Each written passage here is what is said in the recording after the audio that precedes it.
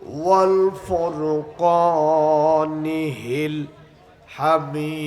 হামিদ। সকলে আমার সাথে কণ্ঠটা ছেড়ে দিয়ে পড়ুন। আউযু বিল্লাহি মিনাশ শাইতানির রাজীম। বিসমিল্লাহির রহমানির রহিম।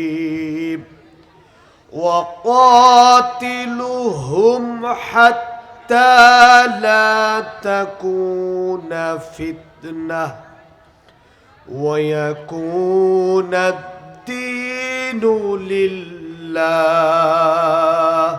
صدق الله العظيم. قال النبي صلى الله عليه وسلم كل بني آدم خطاؤون وخير الخطائين التوابون. وقال الله تعالى في شان حبيبه رسول الله صلى الله عليه وسلم إن الله وملائكته يصلون على النبي يا أيها الذين آمنوا صلوا عليه وسلموا تسليما. اللهم سيدنا مولانا محمد وعلى آل سيدنا مولانا محمد. আপনারা যারা এখানে উপস্থিত আছেন, আপনারা কি দুরুদের উপরে রাগ করেছেন না আমার উপরে রাগ করেছেন? কার উপরে রাগ করেন নাই? আপনারা সবাই জীবিত আছেন না মৃত? আসলেই কি জীবিত? তো জীবিত মানুষ রাসূল আকরাম সাল্লাল্লাহু আলাইহি ওয়াসাল্লামের দুরুদ এত আস্তে পড়বে, এটা আমি অন্তত মানতে পারবো না। অন্য সব আলোচক মানতে পারলো, আমি মানতে পারবো না। কারণ আমাদের প্রেম, আমাদের ভালোবাসা, আমাদের শ্রেষ্ঠত্ব, আমাদের সার্বভৌমত্ব একমাত্র রাসূলের জন্য। ঠিক কিনা বলেন? পৃথিবীর সব কিছু একদিকে, আমার পয়গম্বর একদিকে। পৃথিবীর সব নেতা একদিকে, আমার পয়গম্বর একদিকে। পৃথিবীর সব আদর্শ একদিকে, আমার পয়গম্বরের আদর্শ একদিকে। এটাকে যদি হৃদয়ে ধারণ করতে পারেন, বিশ্বাস করেন দুনিয়াতেও শান্তি, আখিরাতেও শান্তি। পয়গম্বর মুহাম্মদুর রাসূলুল্লাহ সাল্লাল্লাহু আলাইহি ওয়াসাল্লাম ১৫০০ বছর আগে বলেছেন, আসসালাতু আলাইয়া নূরুন আলাস সিরা। যারা আমার প্রতি ভক্তি, ভালোবাসা, হৃদয়ের আবেগ দিয়ে দুরুদ ও সালাম প্রেরণ করবে, আল্লাহর পয়গম্বর মুহাম্মদুর রাসূলুল্লাহ বলছেন, আল্লাহ তাআলা তাদেরকে ফুলসিরাতের ওই কঠিন ময়দানে, যে সেতুটা থাকবে চুলের থাইকি থেকে চিকন, তলোয়ার থেকে ধারালো, কঠিন ঘুটঘুটে অন্ধকার, পয়গম্বর বলেছেন যারা আমার প্রতি ভালোবাসা দিয়ে দুরুদ পড়বে, ওই ফুলসিরাত বিজলির ন্যায় এই দুরুদ তাদেরকে পার করিয়ে দেবে। বলেন সুবহানাল্লাহ। তাহলে সেই দুরুদটা হৃদয় দিয়ে, আবেগ দিয়ে পয়গম্বর মুহাম্মদুর রাসূলুল্লাহ সাল্লাল্লাহু আলাইহি ওয়াসাল্লাম মনে করবেন যে আমার দেহটা আজকে সাতকানিয়ার কেরানির হাটে, আমার অন্তরটা, আমার হৃদয়টা চলে গেছে পয়গম্বরের সেই রওজাতুল আতাহারের ওই সবুজ গম্বুজের নিচে। এই ধ্যান, এই খেয়াল, এই হৃদয়ের আবেগ দিয়ে সকলেই একটু উচ্চ আওয়াজে পড়ুন, আল্লাহুম্মা সাইয়্যিদিনা মাওলানা মুহাম্মদ ওয়া আলা আলি সাইয়্যিদিনা মাওলানা মুহাম্মদ। তুমি হলে খোদার হাবিব, তোমার তুলনা হয় না, হয় না। ইয়া হাবিবি ইয়া নবীজি, যেতে চাই সোনার মদিনা। আল্লাহুম্মা সাইয়্যিদিনা মাওলানা মুহাম্মদ وعلى آل سيدنا مولانا محمد سبحان الله الحمد لله لا إله إلا الله سبحان الله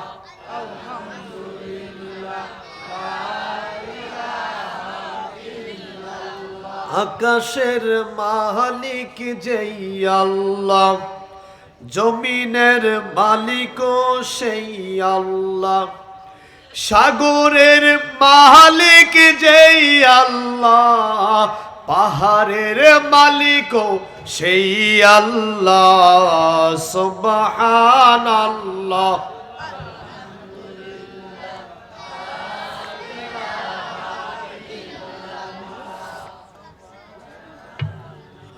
আলহামদুলিল্লাহ লা ইলাহা ইল্লাল্লাহ লা ইলাহা ইল্লাল্লাহু মুহাম্মাদুর রাসূলুল্লাহ।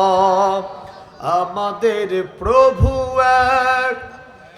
এক নবীর উম্মত, জীবন বিধান এক, ওই শিবানী কোরআন। আমাদের প্রভু এক নবীর উম্মত, জীবন বিধান এক, ওই শিবানী কোরআন। তবে কেন এক নও হে মুসলমান, এক হও করি আহ্বান। তবে কেন এক নও হে মুসলমান, এক হও করি আহ্বান। বাইতুল্লাহ এক, মদিনা শরীফ এক, উহুদ পাহাড় এক, বদরের মাঠ এক। সবকিছু কি বলেন না? সবকিছু কি? কোনো সন্দেহ আছে? বাইতুল্লাহ এক, মদিনা শরীফ এক, উহুদ পাহাড় এক, বদরের মাঠ এক।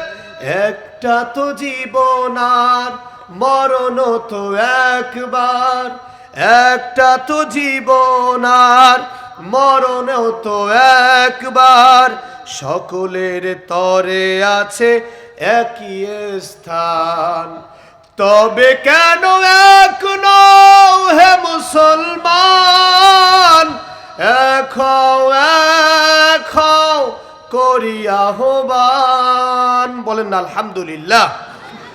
আজকে বাংলাদেশের ঐতিহ্যবাহী জেলা, চমকপ্রদ জেলা চট্টগ্রামের শহীদি কাফেলা, রক্তের জনপদ, ইসলামের শ্রেষ্ঠত্বের এক চরণ উর্বর ভূমি, সাতকানিয়ার ক্রানির হাটে দক্ষিণ জনার কেউচিয়া চেয়ারম্যান পাড়া ফার্স্ট লাইট ইসলামী ঐক্য পরিষদের উদ্যোগে আয়োজিত ঐতিহাসিক পঞ্চমতম তাফসীরুল কোরআন মাহফিলের সম্ভাষিত শ্রেষ্ঠত্ব অধিবেশনের যিনি সভাপতিত্ব করছেন, আপনাদের এলাকার সম্মানিত বাইতুল হাম জামে মসজিদের সভাপতি আলহাজ ইউনুস কং সাহেব এবং বাইতুল হাম জামে মসজিদের সম্মানিত খতিব মাওলানা মাহবুবুর রহমান সাহেব, আমরা দোয়া করছি আল্লাহ তাআলা তাদেরকে হায়াতে তৈয়বা দান করুক। বলেন আমিন।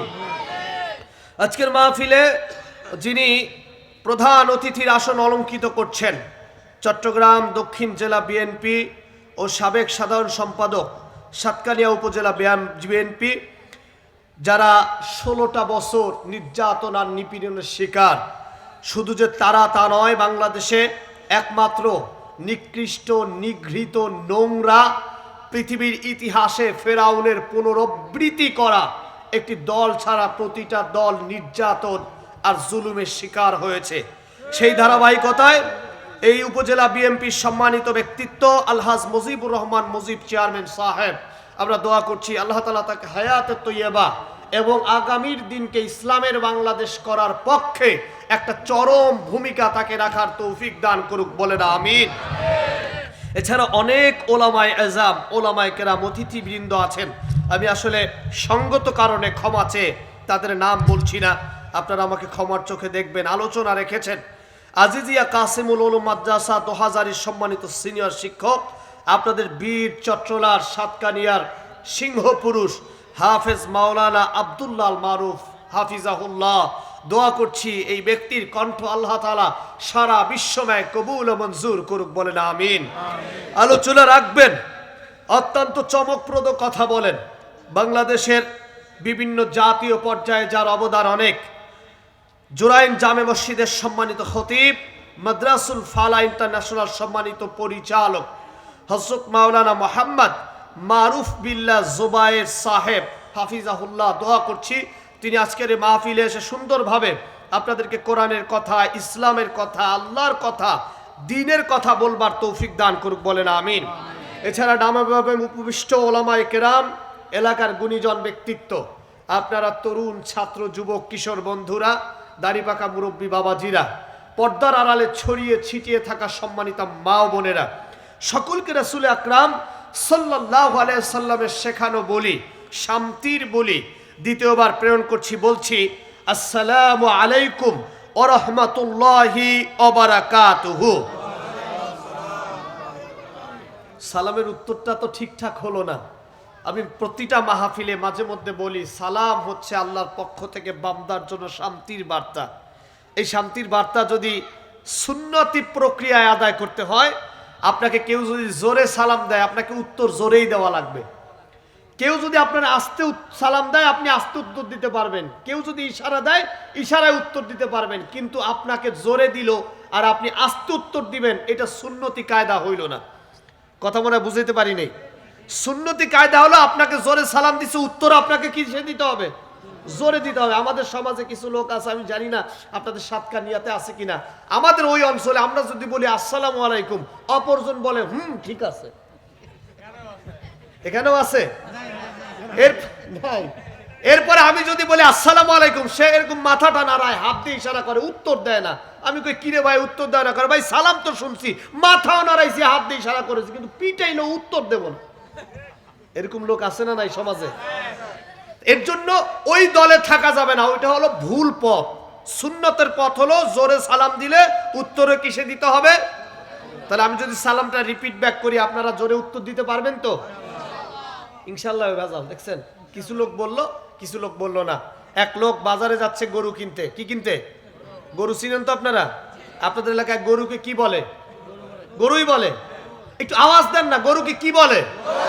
আপনারা যে সাতকানিয়ার মানুষ, এটার কিন্তু প্রমাণ আপনাদের আওয়াজে। 10,000 লোক উত্তরবঙ্গে একত্রিত হয়।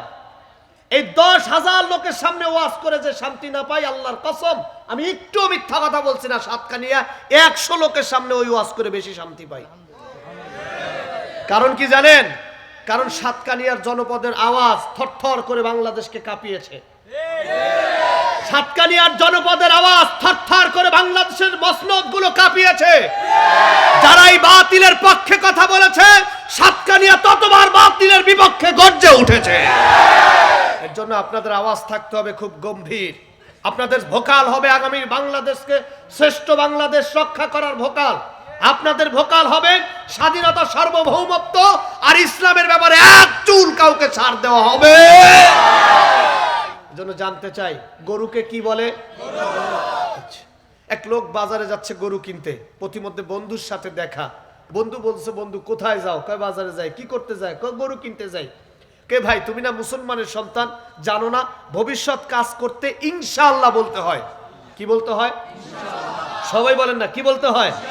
এখন যেই লোকটা বাজারে গরু কিনতে যাচ্ছে আর যেই বন্ধু তাকে নসিহত করেছে, বন্ধু বলছে বেটা আমার পকেটে টাকা আছে, বাজারে গরু আছে, ইনশাআল্লাহর মাঝখানে টানার দরকার কি? টাকা থাকলে তো গরু এমনিই পাওয়া যায়। এখন যে নসিহত করেছে তার মেজাজ ভালো না খারাপ? কেন খারাপ? কারণ সে নসিহত করেছে, নসিহত সে মানে নাই। আমরা হুজুরেরাও 16 বছর ধরে নসিহত করছিলাম। 16 বছর ধরে বলেছিলাম ফিরআউন থেকে শিক্ষা গ্রহণ করেন। 16 বছর থেকে বলেছিলাম নমরুদ থেকে শিক্ষা গ্রহণ করেন। চেয়ার পৃথিবীতে কারো সারা জীবন থাকে না। নির্যাতন আর জুলুমের যে স্টিম রোলার চালাচ্ছেন, এমন দিন আসবে পালানোর জন্য ইন্দুরের গর্ত খুঁজে পাবেন না। বাস্তবে তাই হয়েছে। বাংলাদেশের 1 ইঞ্চি মাটি তাদের জন্য জায়গা হয় নাই। মামু বাড়ি দিল্লি পালাতে তারা বাধ্য হয়েছে। কথা বলেন ঠিক কিনা? সুতরাং এর জন্য স্পষ্ট ভাষায় আপনাকে বুঝতে হবে, স্পষ্ট কথায় বুঝতে হবে। আমরা আলেমদের কাজ হচ্ছে নসিহা করা, আপনাকে মেসেজ পৌঁছে দেওয়া। মানা না মানা আপনার ব্যাপার। আপনি মানবেন কি মানবেন না, the decision decide for you. আপনি সিদ্ধান্ত গ্রহণ করবেন, আপনি কি করবেন। আমাদের কাজ আপনাকে মেসেজ দেওয়া। তো ও নসিহত করেছে কি বলতে বলেন? আপনারা অন্য মনস্ক হয়ে গেলেন কেন? কি বলতে বলছে? সবাই বলেন কি বলতে বলছে? আর ও বলছে যে আমার পকেটে টাকা আছে, বাজারে গরু আছে, ইনশাল্লাহ বলা লাগবে না। লোকটা বাজারে গিয়েছে, আপনারা সবাই জানেন বাজারে আপনার মতো আমার মতো প্যান্ট শার্ট টাই পরা, পাঞ্জাবি টুপি পরা, ভদ্র বেশে, চেহারা ছবি ঠিকঠাক, দেখতে খুব চমৎকার মাশাআল্লাহ, এরকম একটা লোক বাজারে মাঝখান দিয়ে ঘুরে বেড়ায়, যাকে আমরা বলি পকেট মার রহমাতুল্লাহ আলাইহি। কি বলি বলেন? চিনেন তো? নাম শুনেছেন আপনারা? কোনো সমস্যা? আপনারা একটু সবাই একটু মেজাজ ঠান্ডা করেন, আমাকে একটু সময় দেন। আশা করি ইনশাআল্লাহ আপনাদের আজকের এই মাহফিল ইনশাআল্লাহ কবুল হয়ে যাবে। একটু বলেন না ইনশা। আর একটু জোরে বলেন ইনশা। আল্লাহ কবুল করুক, বলেন আমিন। তো লোকটা যেই বাজারে গিয়েছে পকেট মার, তার পকেট থেকে সমস্ত টাকা চুরি করে নিয়ে গেছে। লোকটা গরুর ব্যাপারীর কাছে, গরুর কাছে যখন দামাদামি করছে, ঠিক সেই মুহূর্তে